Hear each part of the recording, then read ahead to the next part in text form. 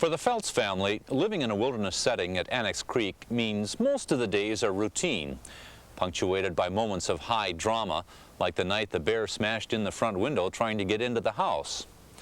There are times of periodic high drama playing themselves out for those who choose to spend most of their time in the southeast wilderness and avoiding the cities.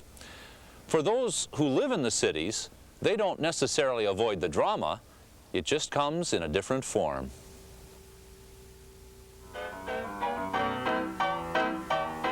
During the Yukon Gold Rush of 1898, Skagway, known as the gateway to the Yukon, was as rough and tumble a Wild West town as you could hope to find. It was full of bunkos, conmen, and no-gooders of every description. Capitalizing on Gold Rush history is now Skagway's most profitable industry. One of the most successful businesses in that industry is a theatrical production based on the exploits of the town's most notorious con man, Jefferson Randolph Smith, widely known as Soapy. I have a new soap. I have a wonder soap. Here is the finest cleansing agent ever brought forth by man's scientific ingenuity. The fruit of many weary months of research and experiment in my own laboratories. Use the soap upon your skin, and it will glow like the moon. Your face will shine with the radiance of 1,000 candles. Is that bald spot growing, sir? Use my soap, and that petrol for wax once more will adorn your brow. Is your hair turning gray? Use my soap, and to the silver threads will return the pristine glory of youth. Does your conscience keep you tossing and sleepless in the silent watches of the night? Use my soap and wash your sins away. But Soapy's main concern wasn't cleanliness, it was money. And it took a good deal more than a few bars of soap to satisfy Soapy's greed for it. Since it was hopes for a quick fortune that had brought virtually every citizen and drifter to Skagway, it was easy enough to come up with a sales approach that would catch the imagination of nearly everyone within earshot. I'm giving. That's right, friends, giving. Enormous cash prizes to those upon whose shoulders the goddess of luck has chosen to perch. Cleanliness is next to godliness, but the feel of a good crisp greenback in one's pocket is paradise itself. All Soapy had to do to increase his profits many-fold was hide one of those crisp greenbacks beneath the wrapper of an occasional bar of soap. Off stage, Soapy takes on the character of Jim Richards, co-owner of the show. In the 13 years he's been involved, the production's name has changed a number of times.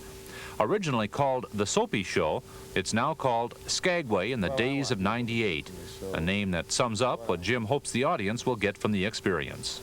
An understanding of what it was like during the gold rush as much as possible. You know, it's practically impossible these days to really know what Skagway was like during the gold rush. You know, I mean, you'd have to have, you know, gunfire going off constantly. You'd have to have crashing pianos and singers with cracked voices and cries for help happening all the time around town for them to get the real feeling of it. I know all about your thugs and your shell games and your soap trick.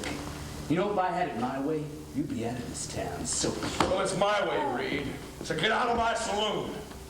It's specifically historical in its aspect and its scope of the and the way it presents the gold rush, but it's not all chronologically correct. This man got off the boat this morning and came into town here with 9 dogs. 9 dogs?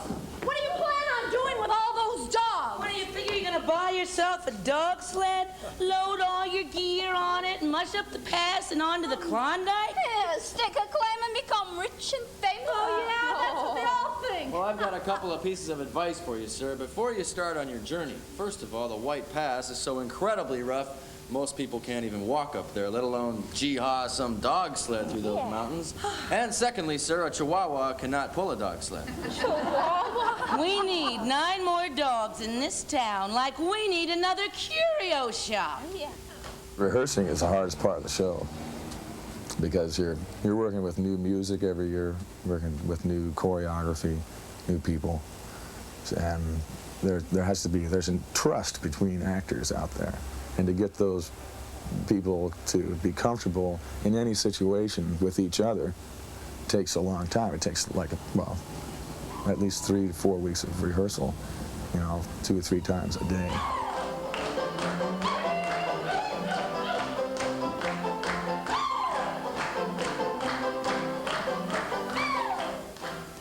Although the show is only performed during the summer months, preparing for each season is a year-round job for Jim and his partner of 10 years, Dorothy Chaplin.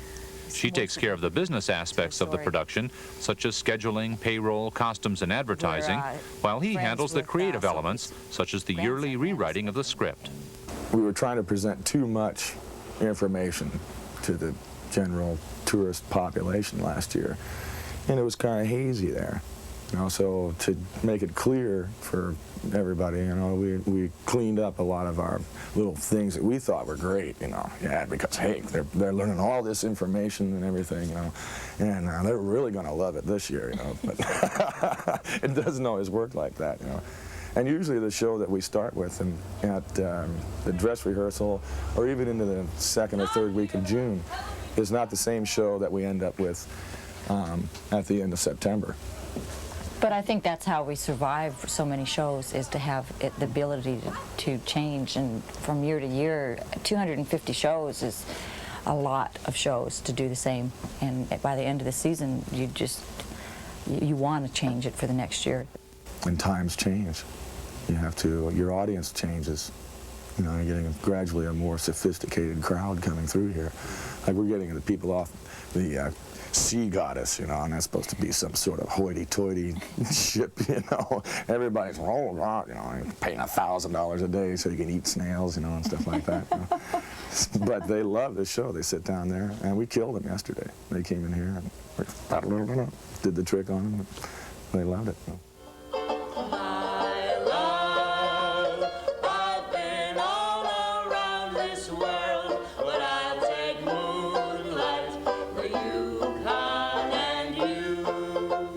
Soapy may have been sneaky and underhanded, but he did have his admirers. Enough, in fact, to be named Grand Marshal of the 4th of July parade. He did it by always finding a way to make it appear that what he was doing was for the good of those involved. He even tried to keep his henchmen appearing reasonably behaved, but didn't always succeed. They just shot them both. Deputy Rowan died in Doc Moore's office while the doc was delivering Anna Rowan of her first child. With a lynch mob forming outside his saloon, Soapy once more used his gift of gab to turn sentiments his way. I've got 50 armed men in there ready to pick off the first one of you murderers that makes a move to that door. Now, I'm not denying that a crime has been committed, a heinous crime. But even worse is a lynching. Even worse is mob rule. Because mob rule destroys everybody. It destroys the town. It destroys the very system that protects us all, even John Fay.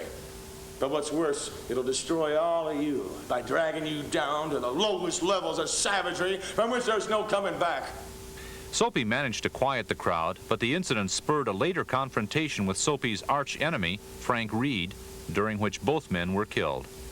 That shootout has been reenacted hundreds of times in a performance that has come a long way since the first hastily produced show, when Tom Biss, the show's originator, played the part of Soapy. We had a little set made out of pallets with a big trunk sitting up there. And Tom would actually read from a script in the lid of the trunk, because we had started out so, you know, hastily on this thing that he hadn't had everything memorized by the time we actually started the first show. So